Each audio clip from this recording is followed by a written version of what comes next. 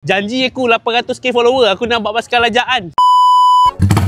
Adik nak basikal baru tak? Nak. Ni basikal ni adik dah tak nak dah ke? Tak nak ya. Okey, nanti ayah buat satu basikal lajak. Kita main sama-sama ya. Baik ya. Okey, jom kita beli basikal lajak baru. Apalah anak aku. Aku dah beli push bike ni, dia tak nak naik pula. Sekarang dia cakap dah zaman lajak, nak naik basikal lajak. So, korang rasa okey tak? Kalau korang on, aku buat projek basikal lajak satu. Tapi, ni pun paling-paling pun lepas raya lah aku baru buat kot. So, yang mana ada basikal lajak nak jual, yang dah nak pencen ke apa, boleh jual kat aku, Roger, okey? Nanti aku beli basikal tu, aku make up kau-kau, bagi korang tengok. Mana yang perlu follow tu, follow dulu. Nanti korang tengok basikal lajak aku.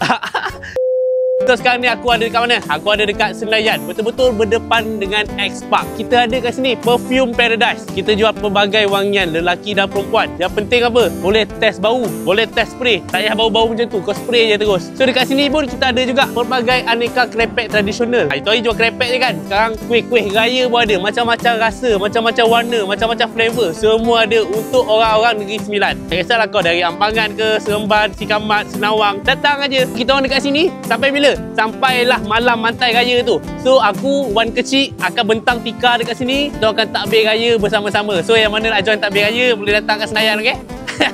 Tengok aku dengan Wan jadi imam macam mana kan nanti. Aku pun tahulah.